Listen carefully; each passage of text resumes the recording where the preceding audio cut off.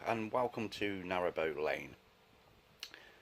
For this episode I thought I would do something more akin to a bit of a recap about the things that we've had to go through from moving aboard in October to where we find ourselves now.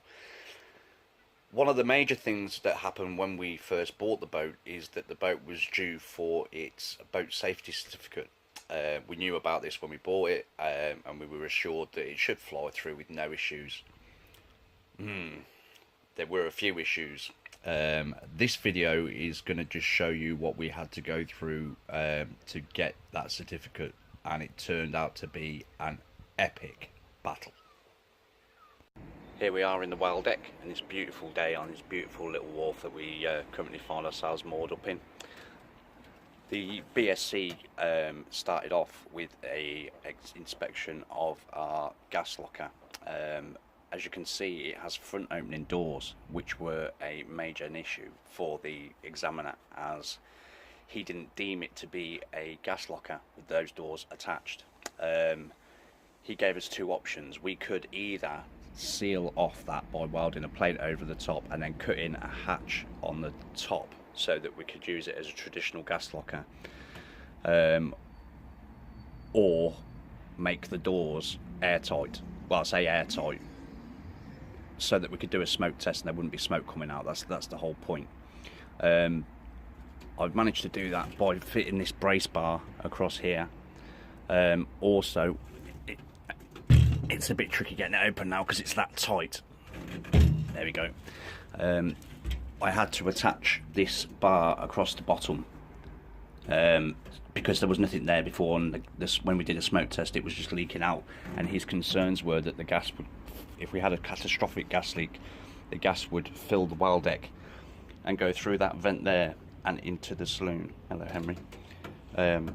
So that had to be fitted along with all the rubber insulation tape, and then a second smoke test was done, and it was problem solved, or at least I thought. The other problem that he had was from here to the top was a gap, and he wanted that welding up. Our budget wouldn't stretch to that, so what I done was got some steel putty that sets hard as steel. You can drill it and mill it and all sorts.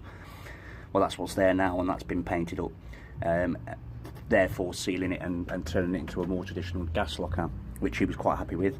This is the gas pipe that feeds the whole boat. It wasn't secured or attached in any way, so with a tube of Gorilla Glue I attached the wooden battens, and then that allowed me to clip and secure the pipe in place, and he was happy about that.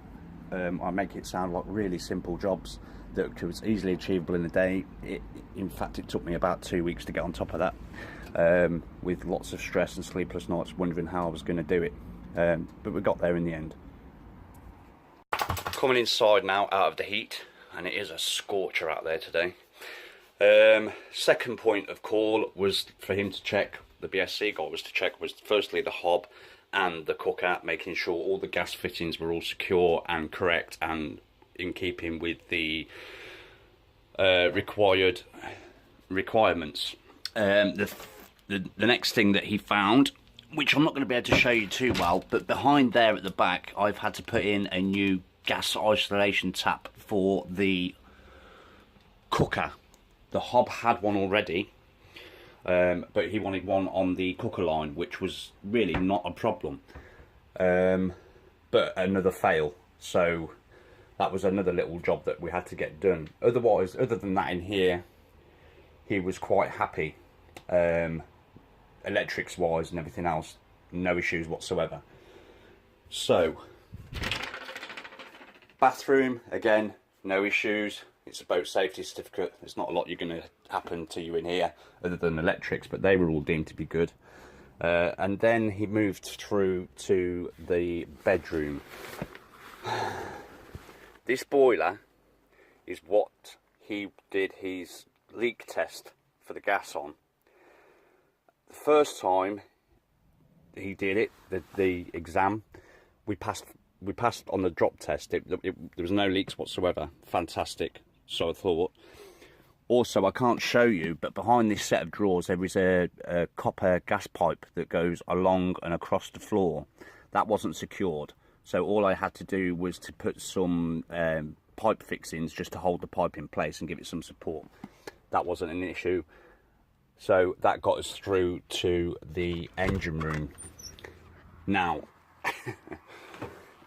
this engine is a BMC 1.8. I've fallen in love with this engine over the past few months, but at the time I wanted to rip it out and throw it in the bin. There was quite a few different points that he wanted to correct in here before we got a boat safety certificate. Now, when you bear in mind that it's already had previous certificates going back historically from when the boat was built in the early 90s, the things that he was pointing out were stuff that he can't believe was passed in the first place.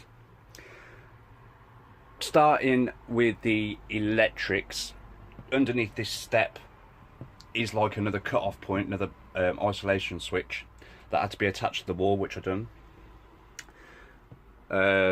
The little box on the wall there is a 200 amp fuse, and he wanted that put that was non-existent, so he wanted a fuse put in between the battery and the inverter. Again, not really an issue, easily solved. The spill rail that I had previously wasn't a rail, it was a series of hoses, and that wasn't good enough, so that had to be taken off, and I had to fit a spill rail kit, which involved quite a long drive over to Calcut Boats, who deal with BMC engines, and they happen to have one in stock. So that was quite an easy fix, apart from when we got it home, the return or the feed pipe to the spill rail was naturally designed to come this way, which made me think it was the wrong pipe. I thought he'd give me the one for the 1.5 engine, not the 1.8. But it was easily doctorable, because all we did was bend it back round and fed it back round that way. Everything worked a treat. Now, buried down here in the depths of the engine bay, you will see these two fuel lines. Now, the fuel lines that were on there were aircraft quality hosing, top of the range stuff, really expensive.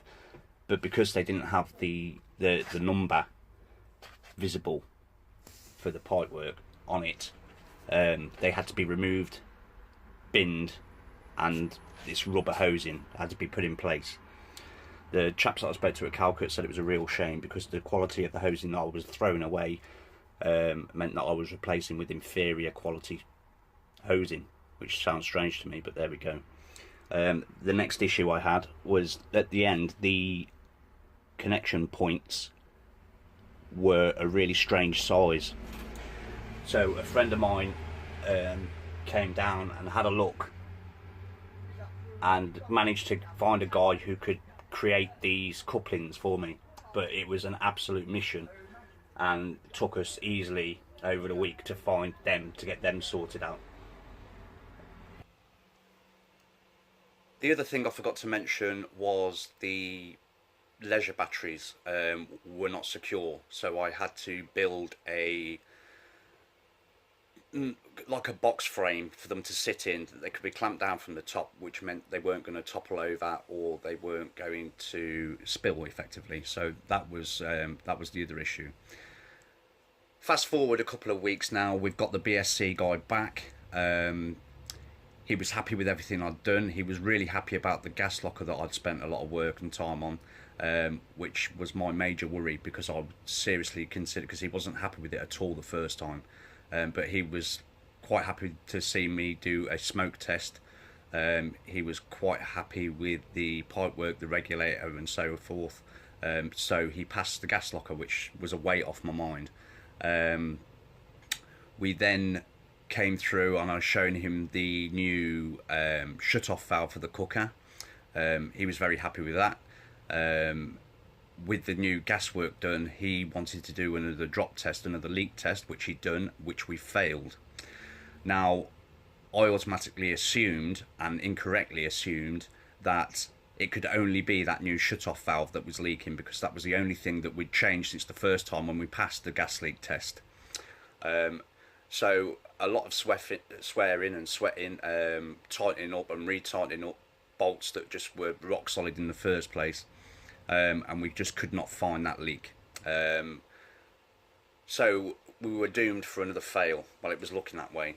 We went through to the engine bay. He was happy with all the work that we'd done in there, the replacement spill rail kit, the replacement fuel lines, the new fuse between the batteries and the inverter, the new couplings. He was pleased with it all. So engine bay he was fine with. Electrics, again, like I said, there weren't an issue in the first place. It was all on this gas leak, this new gas leak, that we just couldn't find. Now, looking back with the experience I've gained since, I'd have found that leak in about 3 seconds flat. But at the time, I was in an absolute mess. My head was all over the place because this BSC had overtaken my life. So the thought turned then to, how can we solve the problem? Money was becoming a big issue. We didn't have money to keep throwing at it and throwing at it. So he suggested a couple of guys who are gas safe engineers. They'd come out, they'd have a look, they'd find the leak, 2, they'd give us a gas safe certificate. I could then forward the gas safe certificate to the boat safety certificate guy. He would then issue us with our boat safety certificate based on the pass from the gas safe guy. Told you, it was a nightmare. Gas safe guy comes out about a week later, another 150 quid down the pan. He couldn't find a leak. He said the system was fine. Turned out that in the meantime of us failing our second BSC and getting the boat safety guy, the gas safe guy out, we'd changed gas bottles, and you guessed it, that's where the leak was. It was on the coupling, the nut that goes into the gas bottle just wasn't done up properly enough, or there might have been a bit crap in the thread or something like that. But that's where the leak was occurring. Now, is this something the boat safety guys should have perhaps give us a bit of a nod towards? Go and check your gas bottles. I don't know whether we should have. I mean, obviously we should have thought about that as the first place to check, but we didn't, like I said. So anyway, fast forward about another week, the gas safe certificate had been sent off to the boat safety guy. The boat safety guy had then, after a short delay, got back to us and sent us our boat safety certificate. So here we find ourselves in June 2018 with a full boat safety certificate that's going to take us up to 2021, I believe. Ours was a bit of a nightmare because we didn't realise what the issues were going to be. We didn't even know what to look for. A friend of ours who we moor with over the winter had printed off a full list of the requirements that are needed, and I suggest you do that, because what's applicable to one boat isn't going to be applicable to another. So print them off and have a good read. I think you'll find them on loads of forums. Anyway, easy enough to get hold of. It's only for the fact we found it so hard because we didn't even know what to look for in the first place. So, you know, we were just completely scratching our heads. Money-wise, from booking the boat safety examiner to finally getting that certificate in our hands, easily we spent 600 quid. If it wasn't for a couple of guys, especially one guy off of Facebook, I won't name him, don't want to embarrass him, but he didn't know us from Adam, but he'd seen our plight on Facebook. He drove all the way over from Derby to Coventry to help get me up to speed with all the bits and bobs that I needed, and without him I don't know what I would have done. I was in real difficulty. But yeah, a lot of gas safe engineers, boat safety examiners, you'll find are very on top of the gas side of things. They want to know, can you kill yourself? Can you kill someone else? Will you set on fire? Will you electrocute anyone? Will you blow up? And that's about it, basically. What I was surprised about was that it's not a requirement to have monoxide alarms or fire alarms. Not a requirement. So apparently you can kill yourself. That's not an issue. But so long as you don't kill anyone else while you're doing it, groovy. Yeah. So that's my experience of the boat safety certificate up to now. Like I say, hopefully with a bit of luck now, I won't have to think about it too much over the next 4 years. It's just keeping on top of stuff, though. When it does come round, we know that we're going to be okay. That said, if we get a different examiner, perhaps he'll see things a different way, because it's completely open to their interpretation, I found, which was a bit disconcerting. Anyway, I'll leave you to it. Sorry for rambling on a little bit. These are all completely unscripted, these videos, so I tend to do it a bit ad hoc. Perhaps I'll take some notes for the next one. Make it look a little bit better. Give us a thumbs up. Please subscribe if you want to learn more. We've got some boat blacking going on in the next month or two, so that's going to be a big vlog that I've got planned. Also, we're going to try and get out while this weather's beautiful and do a bit of cruising, so we'll get some day-to-day cruisy stuff. Yeah. Okay. Cheers. See you next time.